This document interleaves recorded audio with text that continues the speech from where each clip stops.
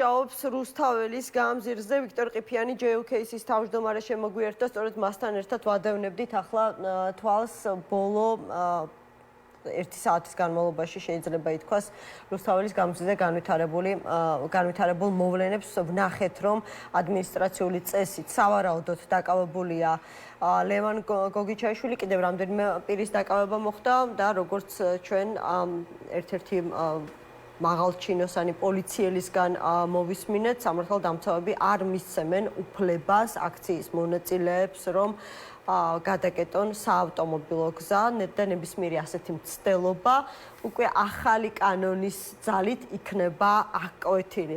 ბატონო ვიქტორ, როგორ ფიქრობთ, რა გზას დაადგა ქართული ოცნება სწორედ აი ამ პროტესტთან მიმართებაში?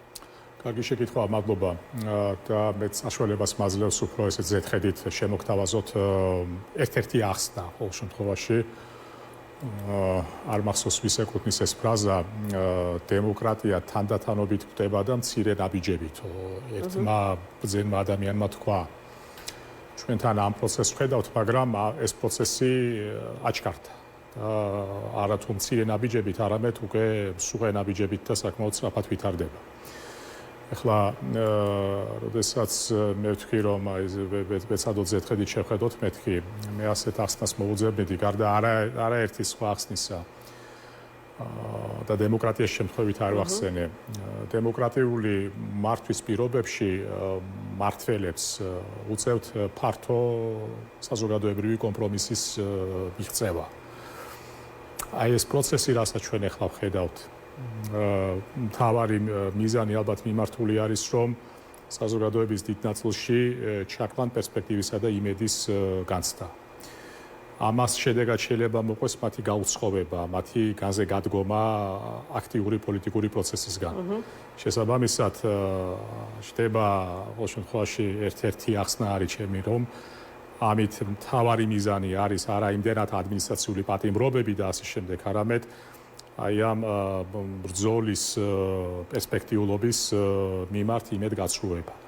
როდესაც ასეთი იმედგაცრუება ფეხს იკიდებს საზოგადოების ძალიან დიდ ნაწილში, შეიძლება ძალიან მცირე ნაწილი, რომელთანაც ასეთი კონტრაქტის კნებავწერილობითი თუ დაუწერელი გაფორმება უფრო მარტივი არის. შენ უკვე არ გიწევს ფართო გამა ინტერესების მხედველობაში მიიღო და შესაბამისად უმცირესობა არის რა ქვეყნის საზოგადოებრივი პროცესში თანამონაწილე, ეს უმცირესობა შეიძლება იყოს შენი მომხრეთა ბაზა და შენ შესაბამისად გიოლდება. მოკლედ ხო ვთქვათ, მორგების მოთხოვნის წესი საზოგადოებრივ განწყობებთან ეს წნეხი უკეთრო ვთქვათ, ეს თვითი გაცილებით უფრო მცირე არის. აი რამდენად ვცადე რომ ამეხსნა რომ აი საბოლოო მიზანი რა არის, ხო, აი ეს ფრუსტრაცია, იმედგაცრუება ალბათ აქეთკენ არის მიმართული ამ შედეგით. შეიძლება შეუშალოს ხელი ქართულ ოცნებას სწორედ აი ამ დასახული მიზნების მიღწევაში. ახლა ჩვენ ბევრს საუბრობთ ხოლმე, რაც განსაკუთრებით არ მოწონს პოლიტიკურ ოპოზიციას, ოპოზიციის როლზე ამ პროცესში, უფრო მეტ ინტეგრაციაზე აი ამ საპროტესტო პროცესში. ბოლო პერიოდში დაიწყეს ცალკეულმა ლიდერებმა საუბარი იმაზე, რომ ის, რასაც ისინი აკეთებენ, არასაკმარისია. თუმცა მათაც ყავთ, ასე ვთქვათ, ამ ნაწილში განსხვავებული პოზიციის მქონე კოლეგები და ჯერჯერობით ბოლომდე ვერ გავიგეთ, როგორი იქნება მათი ჩამოყალიბებული ვერც პოზიცია და ვერც როლი. დიახ. ეხლა პროტესტის ანატომია ჩემზე უფრო მწოდნე ხალხს აუწერია და ამიტომ ამ მხრივ რა თქმა უნდა ჩემთვის ძალიან რთულია რამეს თქვათ სიახლეთ გამოვარჩიო ჩემი პასუხი. Ну, რა თქმა უნდა, ეხლა პროტესტის ანატომიაზე როცა ვსაუბრობთ და ჩვენ ისიც ვთქვით არაერთგზის ჩვენს ეთერებში, რომ ეს არ არის ჩვეულებრივი პროტესტი, ეს არის წინააღმდეგობის მოძრაობა. ვინაიდან პროტესტი უფრო ჩემი აზრით ამ შემთხვევაში უფრო დაბლაწევს ამ მოძრაობის თამასას. აქ რა თქმა უნდა, რამდენიმე ელემენტი არის საზოგადოებრივი სიმტკიცე, ხანგრძლივობა, უпростоრედ მზაობა, ხანგრძლივი წინააღმდეგობის გაწევისათვის მაქსიმალური კონსოლიდირება და კონსოლიდირება არა მარტო პოლიტიკურ ნიადაგზე, არამედ კონსოლიდირება სოციალურ ნიადაგზეც. ახლა ჩვენ ესეც არა გვითქვამს და სხვებსაც უთქვამთ, რომ არ არის აუცილებელი მხოლოდ პოლიტიკური უფლებები და თავისუფლებები ირღვევოდეს. სოციალური უფლებებისა და თავისუფლებების დარღვევა ასევე თანაბრად უნდა იწევდეს ჩვენში კონსოლიდაციის სურვილსა და წადილს. ასევე რა თქმა უნდა არსებითი არის სამართალდამცავ ორგანოებთან სწორი მუშაობა. მოდით მე ასე ვიტყვი ქარაგმებით, ახლა სწორი მუშაობა, იმიტომ რომ მათი პოზიცია ამ შემთხვევაში, მათი პოზიციონირება საკითხისადმი გადამწყვეტი იქნება, რომ წინააღმდეგობის რეალურ შედეგში გარდასახვა მოხდეს. მნიშვნელოვანი არის სამოხელეო სექტორის დამოკიდებულება. ახლა ჩვენ ერთი პერიოდი გახსოვთ, ერთგვარ ეიფორიაში მოვექეცით, როდესაც აი ცნობილი წერილი და განცხადება, რომ ერთგული რჩები 78 მუხლის. ამან ეს დაკარგა უკვე თავისი აქტუალობა. და დაკარგა არა იმიტომ, რომ დღეს ეს დღის წესრიგში არ არის, არამედ იმ ფონზე, რაც ჩვენთან ხდება იმ პროცესების, როდესაც ინსტიტუტები ქვეყანაში არის განადგურებული, რას ნიშნავს სახელმწიფო მოხელის მხრიდან განცხადება რჩები 78 მუხლის ერთგული. თავდაცვის სამინისტროს თანამშრომლისათვის, საგარეო საქმეთა სამინისტროს თანამშრომლისათვის და შინ რას ნიშნავს ეს განცხადება, როგორ შეიძლება ეს ერთგული დარჩეს იმ მუხლისადმი, რომელიც საკუთრივ ინსტიტუტის მუშაობაში წიაღშივე ჩაკლული არის. ამიტომ ბევრი შრიარი და ბევრი ინგრედიენტი არის. მაგრამ მე მაინც ჩემს პასუხს როგორც რესპონდენტი, ვინაიდან მე განკარგავ ჩემი პასუხის შინაარს, ასე ჩამოგიყალიბებდით. აი ჩვენ უარყავით ცნება პროტესტი, ჩვენ ვახსენეთ და სწორედ ვიყენებთ ცნება წინააღმდეგობას და დღეს ეს უკვე ალბათ ეს წინააღმდეგობა არა მარტო იმაზე არის მიმართული და არა იმდენად შეიძლება თუ არა ახალი არჩევნები და გაანთავისუფლებენ თუ არა უკანონო პოლიტპატიმრებს, არამედ დღეს საკითხი დგას შემდეგნაირად. შედგება თუ არა ქართული სახელმწიფო. და ეს გაცილებით უფრო მეტი თამასა არის ამ შემთხვევაში, ვინაიდან ამ საკითხთან, ამ ამოცანასთან დაკავშირებით შედარებით ყველაფერი დანარჩენი, ევროატლანტიკური კურსი, ევროკავშირში გაწევრიანება, რაც რა თქმა უნდა ამ პროცესის მდგენელი არის, მაგრამ დღეს საკითხი გაცილებით უფრო მწვავე დადგა და მე ერთი რამე მინდა შევუტრიალო ქართული ოცნების მესვეორებს, რომლებიც ასე ზრუნავენ ქართულ სახელმწიფოებრიობაზე. სწორედ რომ ის კურსი, რომელიც მათი ხელითა და მათი გონებითა და მათი ზრახვებით ხორციელდება, სწორედ რომ საპირწონე არის ქართული სახელმწიფოს გაძლიერების, არადა ჩვენ ქართულ საზოგადოებას ისე როგორც არაზროს დღევანდელ სამყაროში გვჭირდება ქართული სახელმწიფო როგორც ინსტრუმენტი, იმპერატივი ქართული დღესასრიგის გასატარებლად და ამ მხრივ არის აბსოლუტური აღრევა ცნებებში და სრულიად ესე ვთქვათ საპირისპიროს მტკიცება. თუმცა მაინც უფრო მეტი მინდა მოვისმინო ოპოზიციის როლზე აი მიმდინარე თუ საომავლო პროცესში და ამასობაში თვალს ვადევნებთ კადრებს, როდესაც აქციის მონაწილეებმა პოლიციის წინააღმდეგობის მიუხედავად მაინც შეძლეს რუსთაველის გამზირის გადაკეტვა, ისე როგორც წინა 74 დღის განმავლობაში. არა და სულ ცოტა ხნის წინ ვნახეთ, რომ გზის გადაკეტვის მცდელობის გამო რამდენიმე ადამიანი დააკავეს, მათ შორის პოლიტიკოსი ლევან გოგიჩაიშვილი. დაგვიტოვეთ ეთერში კადრები, მე გავაგრძელებ სტუმართან საუბარს და რა თქმა უნდა, როგორც კი განვითარდება მოვლენები რუსთაველის გამზირზე, რა თქმა უნდა, ჩვენი კორესპონდენტი საინტერესო ცნობებით შემოგვიერთდება. ოპოზიციის როლზე ვსაუბრობდით. საუბარია პირდაპირ მოწოდებები კეთდება ერთმანეთის მისამართით, რომ აუცილებელია რადიკალური ცვლილებები. წინააღმდეგ შემთხვევაში აი ეს შედეგი, რომელიც დღეს გვაქვს, დაკავებულთა რაოდენობა იზრდება, დაპატიმრებულთა რაოდენობა იზრდება, დაჯარიმებულთა რაოდენობა თითქმის ყოველდღიურ რეჟიმში ხდება კანონების გამკაცრება. დღეს საერთოდ წარმოუდგენელი და უპრეცედენტო განცხადება მოვისმინეთ, რომ პოლიტიკური სუბიექტის თუ პოლიტიკური არ ვიცი რა ორგანიზაციის მიმართვის საფუძველზე პროკურატურამ საკმაოდ მძიმე მუხლით ქვეყნისთვის საბოტაჟის მოწყობის ბრალდებით დაიწყო გამოძიება და შესაბამისად გვაქვს მოლოდინი, რომ ახლოს პერიოდში გამოძიების მიმდინარეობისას შესაძლებელია ბრალდებულებიც გამოიკვეთონ ქვეყნის ღალატში, ხომ? აი ასეთ ვითარებაში უნდა გააქტიურდეს თუ არა ოპოზიცია. თქვენ ხშირად ესწრებით ხოლმე ხომ ესეთ გაფართოებულ შეხვედრებს ყოველ შემთხვევაში მანამდე რაც გვინახავს არჩევნებამდე ექსპერტის რანგში ხშირად გვინახი ხართ ოპოზიციის სხვადასხვა შეხვედრაზე მიწვეული სტუმრის რანგში.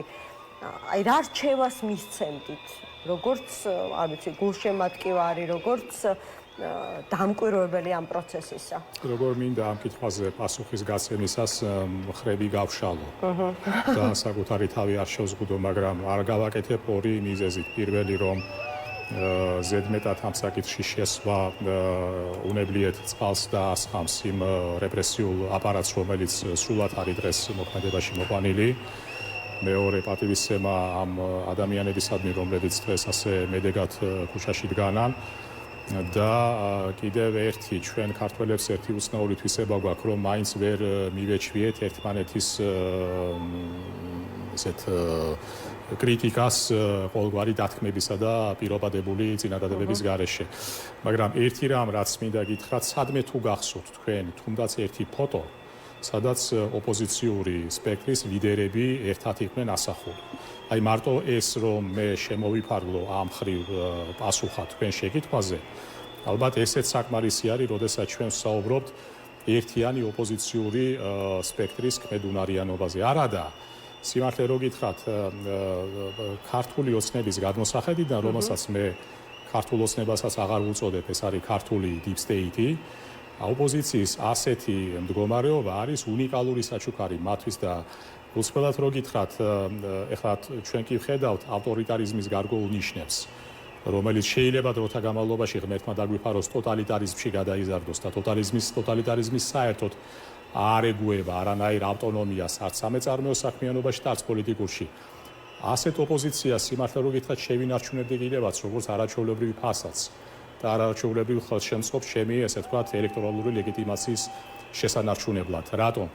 იმიტომ რომ მიუხედავად მრავალსახეობისა ქართული ოპოზიცია ვერ თავაზობს მთავარს, ალტერნატივას.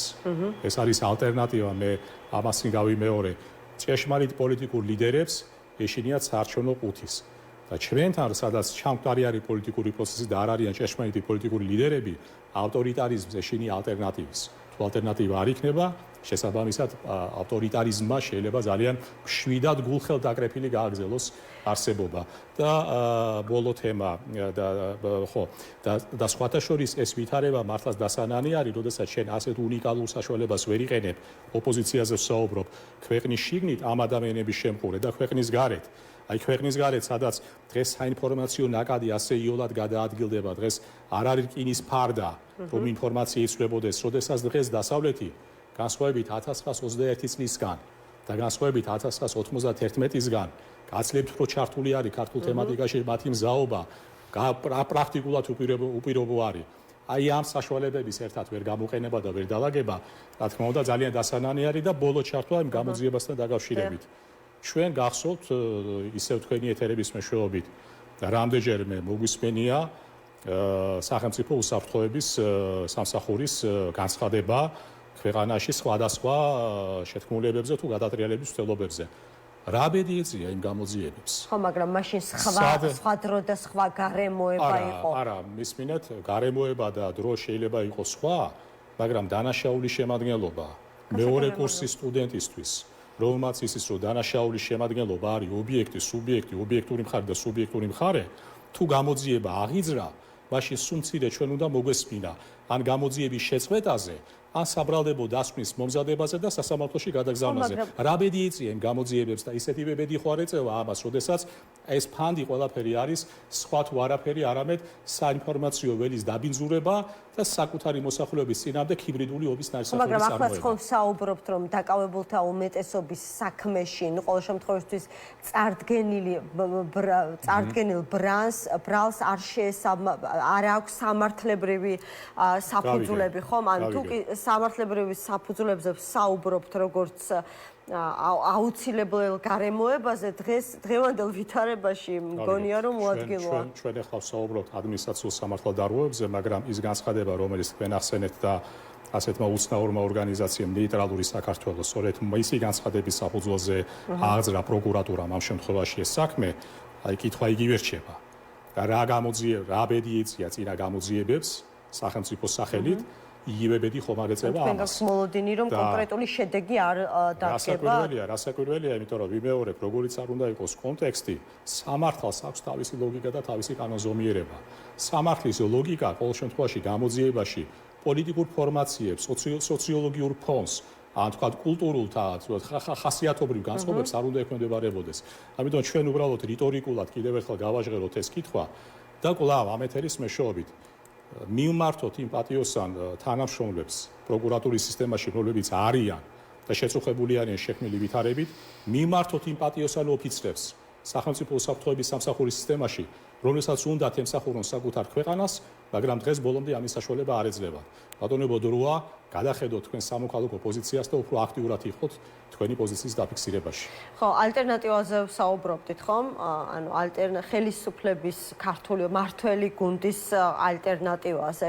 სხვა შორის შეიძლება ზოგი პირდაპირ, ზოგი ირიბად აღიარებს, რომ ცალკე ოპოზიციური კოალიციები დღეს ნამდვილად ვერ წარმოადგენენ ქართული ოცნების მართველი ჯგუფის ალტერნატივას, მაგრამ ერთად დგომით მათ გაცილებით ეფექტური შეიძლება რომ იყვნენ.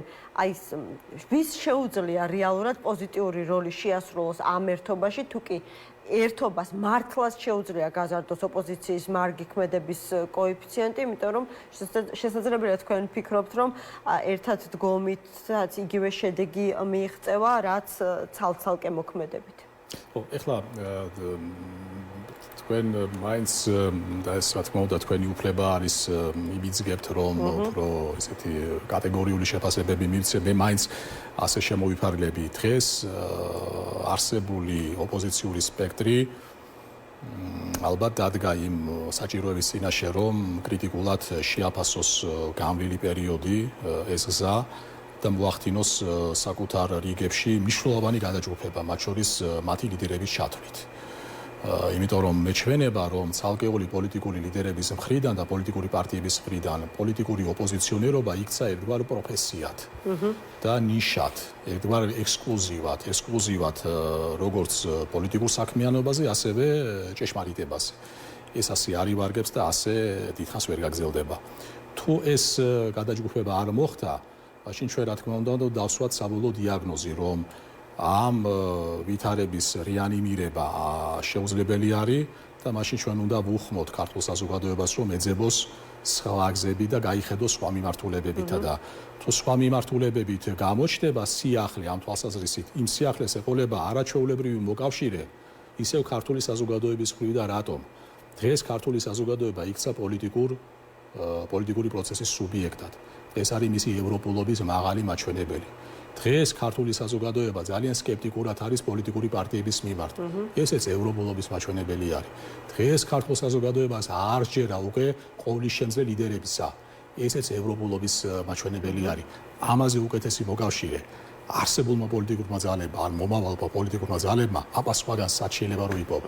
კი ბატონო, და აუცილებლად მინდა ასევე გკითხოთ, აი რჩება განცდა, წეგან ვფიქრობდი, რომ აი რატომ არ გავს არსებული სიტუაცია, ანუ პროკურატურის მიერ აღძრული საქმე იგივე ყბადაღებულ საბურავების საქმეს. მაშინ არსებობდა ქართული ოცნებისთვის ერთგვარი საერთაშორისო მუხრუჭი, ჩვენი საერთაშორისო პარტნიორების სახით. დღეს რჩება შთაბეჭდილება, რომ ასეთი საერთაშორისო მუხრუჭი აღარ არსებობს, ანუ არ არსებობს მათთვის ანგარიშგასაწევი ძალა.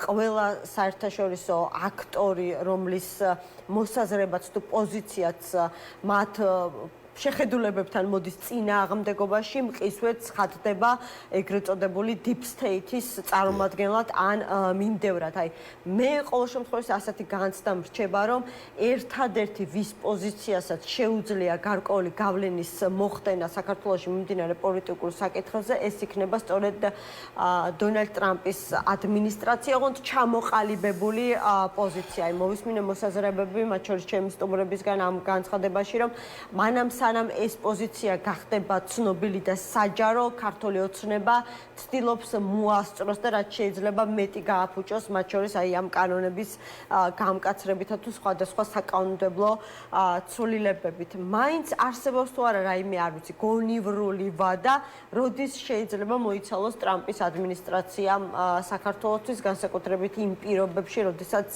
მთელი რიგი საკითხები აქვთ პრიორიტეტში. დიახ, ესე იგი თქვენ საბურავების საქმე ახსენეთ და ბატონი თალიბანი გამახსენდა, ამასთან დაკავშირებით ეს შედარებით ადრეული პერიოდის საქმე არის, მაგრამ რაც შეეხება უფრო ახლო განცხადებებს დროში, შეიძლება ზუსტი სიტყვათა წყობა არ იყო ამა თუ იმ განცხადებაში, მაგრამ ყველგან ხაზი იყო ერთი, რომ საუბარი იყო დანაშაულზე საკონსტიტუციო წესწყობილების წინააღმდეგ. ამიტომაც მე ვთვლი, რომ ანალოგია არის და დავსვი ეს რიტორიკული კითხვა. რა ბედი იწია იმ საქმეებს, რომლებიც აღიძრა და იგივე ბედი ხომ არ ეწევა ამასაც. ეხლა რაც შეეხება ქართულ პოლიტიკას ზოგადად, ესე იგი დღეს საქართველოს საგარეო კურსი ძირითადად შეიძლება ბევრ ორზე მეტ ასპექტში გამოიხატოს, მაგრამ ერთი არის ტრამპის მოლოდინში, ეს არის ფაქტიურად პასიური დამოკიდებულება და მეორე საშინაო და საგარეო პოლიტიკის აღმოსავლეთიზაცია. აი ეს ტერმინი ჩემთვის ძალიან ბევრის მატარებელი არის, არავით არის ესე თქვათ რაღაც დაკნინებითი დამოკიდებულებით აღმოსავლეთით ყოფილი ქვეყნებისადმი, მაგრამ მართვის სტილი და დამოკიდებულება საკითხებისადმი სწორედ აი ამ თვისებებს ატარებს.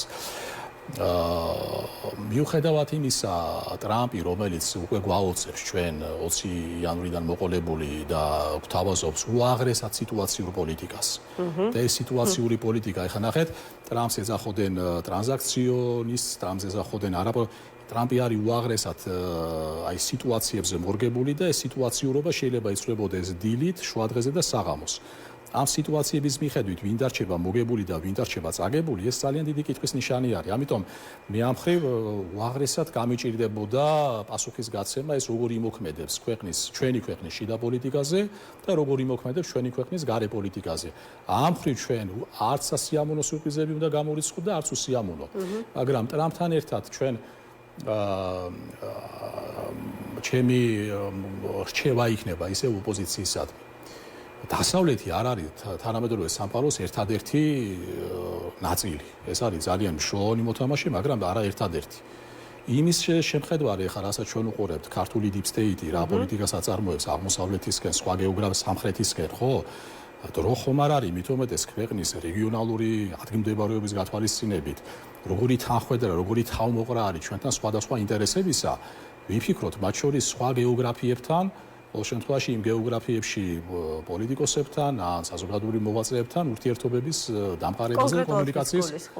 არა, ნუ ეხლა თქვათ სპარსეთის ყურის ქვეყნები იქნება, თუ ცენტრალური აზია იქნება, თუ თურქეთი იქნება, მე არ მახსენდება გულსვადად რო გითხრათ, ოპოზიციური ლიდერების ისეთი გამორჩეული, აქცენტირებული ვიზიტი ან ერთგან, ან მეორეგან, ან მესამეგან. არადა ეს აუცილებელი არის, იმიტომ რომ ჩვენ რამდენიც არ უნდა ვადეკლარიროთ ჩვენი ევროატლანტიკური კურსი და ეს რა თქმა უნდა არსებითია.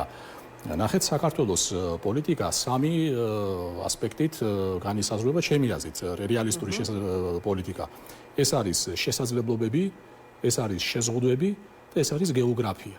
და გეოგრაფიის მხედველობაში არ მიღება და მხოლოდ ერთი ვექტორითა და ერთი მიმართულებით ყურება, მიუხედავად იმისა, რომ ეს არის ჩვენი მზიდი მიმართულება უსაფრთხოებისა და თვითმფრინავების უზრუნველსაყოფად, მაგრამ სხვა გეოგრაფიების არცნობა, მე ვფიქრობ, ეს არის ქართული პოლიტიკური აზრის პრიმიტივიზმი და პრიმიტივიზმი კარგი არის ხელოვნებაში, მაგრამ საქმის პოლიტიკის მართვაში და სახელმწიფოს მართვაში პრიმიტივიზმი ეს არის ძალიან საბედისმეტყველო. ამ კონკრეტულ შემთხვევაში თუ კი ვინმე შეგვიძლია ოპოზიციის მხარეთ საგარეო ურთიერთობების ყველაზე ასე ვთქვათ მაღალ რეესტრში ცოდნა მოვთხოვოთ სალომე ზურაბიშვილია. სწორედ მან უნდა გაითვალისწინოს პირველ რიგში რა მიმართულებით ჭირდება აქტიური კომუნიკაცია ოპოზიციას. დიახ, მე შემიძლია მოკლე პასუხით შემოვიფარგლო და დაგიდასტუროთ, რომ ეს ასე არის, მაგრამ მეორე არის შემიძლია მეორე ვერსია შემიძლია განვარცო პასუხი და გითხრათ ერთი რამ და მოგახსენოთ ძალიან გულწრფელად თქვენ გემახსოვრებათ, რომ ქალბატონი სალომეს მიმართ მე არაერიზის გამომიხატავს ჩემი უაღრესად პოზიტიური დამოკიდებულება და პატივისცემა, მაგრამ ჩვენ ასევე უნდა ვთქვათ ერთი რამ. მას შემდეგ, რაც ქალბატონმა სალომემ უკან მოიტოვა ორბელიანის ეფექტი, ორბელიანის სასახლის ეფექტი და მოგეხსენებათ იმ პერიოდშიც მისი საქმიანობა არსებული საკონსტიტუციო მოდელის ფარგლებში მეტად შეზღუდული იყო. ეხლა, როდესაც ეს ეფექტი უკან არის მოტოვებული, მე ვფიქრობ, რომ ქალბატონ სალომესაც შიდა პოლიტიკურ პროცესში მართებს ჩემი აზრით მეტი გუნდურობა, მეტი კოლეგიალურობა და არის იცით ესეთი ტერმინი reach out, უფრო მეტი შემხედრი ნაბიჯების გადადგმა და არა მოლოდინი იმისა, მისი მისამართით მიგადადგამს ნაბიჯებს. ანუ შიდა პოლიტიკურ პროცესში უფრო მეტად უნდა იაქტიუროს ჩემი მოდი სხვაგვარად გეტყვით რა, ქართულ პოლიტიკურ პროცესს ჭირდება უფრო მეტი გაადამიანურება. გაადამიანურება თავმდაბლობის გარეშე და მერიტოკრატიის გარეშე, იმის შიშის მორევის გარეშე, რომ ვაიმე სხვამ არ დამჩtildeოს და რამდენად მე ჩემი სალიდერო ფუნქციებით გამოკვეთილი ვიქნები და ამიტომაც შესატყვისი ფონი შევარჩიო, ხოლო ამიზნით ეს ზოგადად ჩვენი სცენი არის და როდესაც ჩვენ ვსაუბრობდით განახლებაზე, აი ეს განახლება სწორედ იმ მიმართულებით უნდა წავიდეს აუცილებლად, თუ გვინდა ჩვენ რომ შედეგზე ვიფიქროთ და შედეგი ვიმეორებ, ეს არ არის მხოლოდ ახალი არჩევნები, შედეგი არის კონკურენტუნარიანი და სიცოცხლისუნარიანი ქართული სახელმწიფო, რომელსაც პერსპექტივა ექნება სულ მცირე 15-20 წლის გადმოსახედიდან. აი მე რა იქნება, ამაზე მსჯელობა ახლა ძალიან რთულია. სხვა შორის დღეს სალომე ზურაბიშვილთან გაიმართა შეხვედრა ოპოზიციის, არის გარკვეული საკითხები, რაზეც შეთანხმდნენ, ძირითადად ეს ეხება სასანქციო პოლიტიკის, არ ვიცი, გაღრმავებას, შეიძლება ასე ითქვას, იყო ასრთა გაცვლა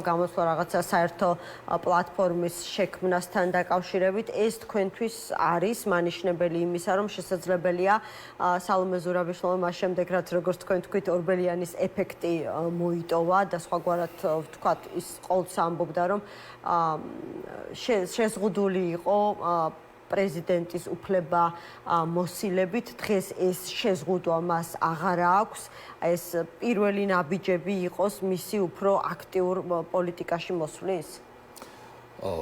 პოლიტიკაში მოსულია ქალბატონი სალომე და როგორც პოლიტიკური აქტორი მოგვივლინოს, აი კონკრეტულად ჩამოყალიბებულად ცხადად. გავიმეორებ, ჩვენ დღეს საქმე გვაქვს ძალიან უცნაურ სამართლებრივ კაზუისტიკასთან.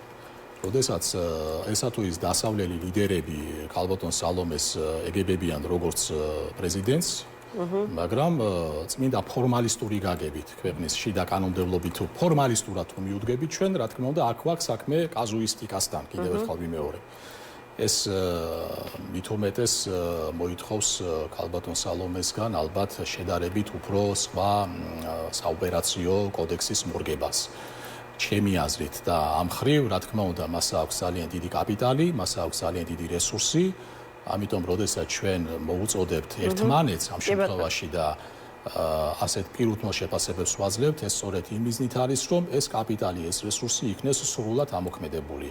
ამდენად ეს იგივე შეკრება, რაც თქვენ თქვით, რა თქმა უნდა, ძალიან მისასალმებელი არის, მაგრამ ასეთი ეს თქვათ შემთხვევიდან შემთხვევამდე ძალიან დიდი ინტერვალების გამოტოვებით შეხვედრები არ არის საკმარისი, ამას უნდა მეტი სისტემურობა და მეტი კომპლექსური მიდგომა. მადლობა ვიქტორ ყიფიანს, ჯეოკეისის თავმჯდომარე იყო ჩვენი გადაცემის სტუმარი, ისევ დავბრუნდეთ რუსთაველი